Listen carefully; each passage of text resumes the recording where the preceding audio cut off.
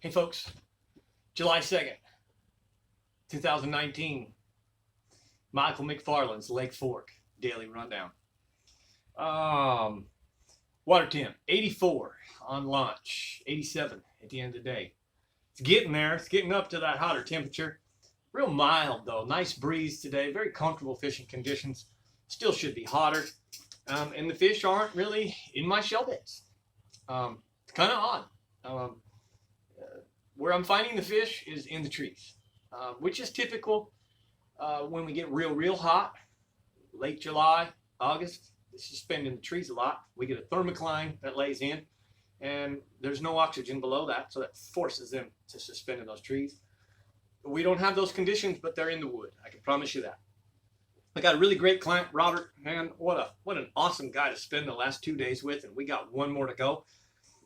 We caught some fish today. I think Robert's best fish today was a 610, which was a very good quality fish.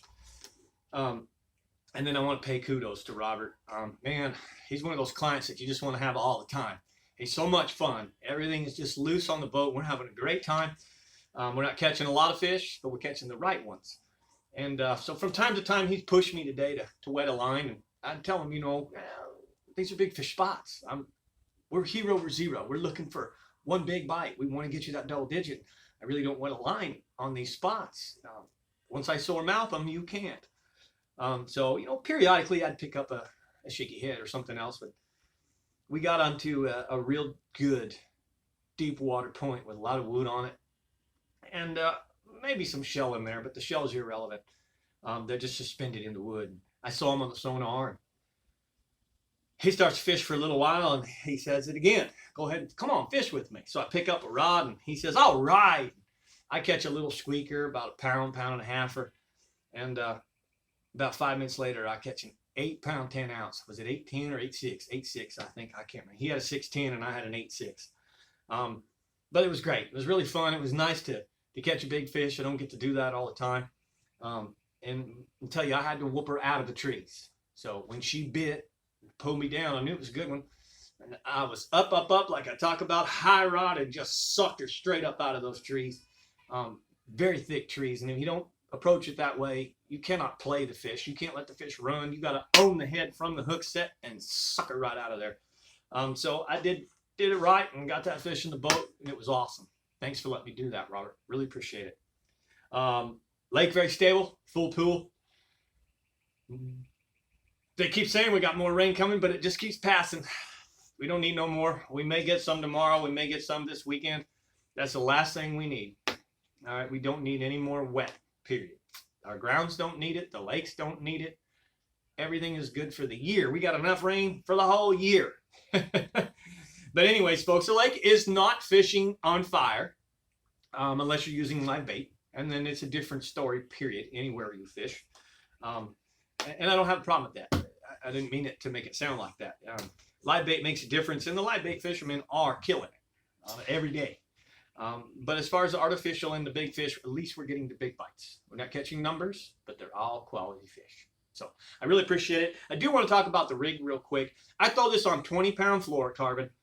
I throw this on my signature jig rod because it's got a lot of power. But what I'm doing now, because we're in so much thick, dense wood, tall trees to boot, brush piles, laydowns, fallovers, just jam ups, it's a 5/0 hook with a 10-inch power worm, plumb. I put the bobber stopper, okay?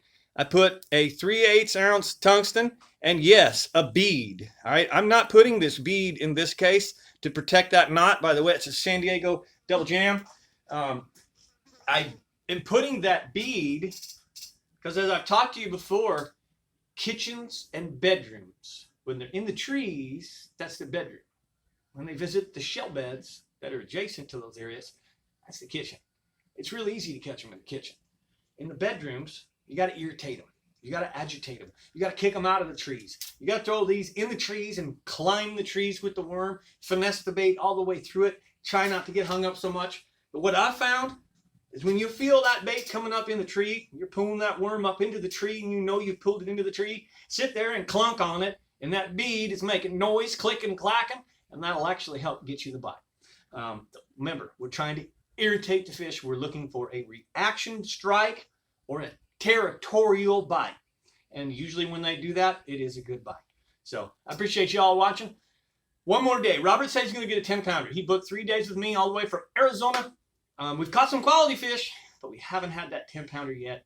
He says he's the last day guy. He's going to do it in the last hour. It's going to make me panic because I want it done.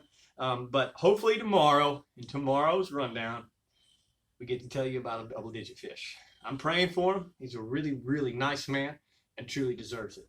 So, great fisherman, too. Thank you so much for watching. I'm Michael McFarland. Watch for tomorrow in the Lake Fork, July 3rd, Daily Rundown.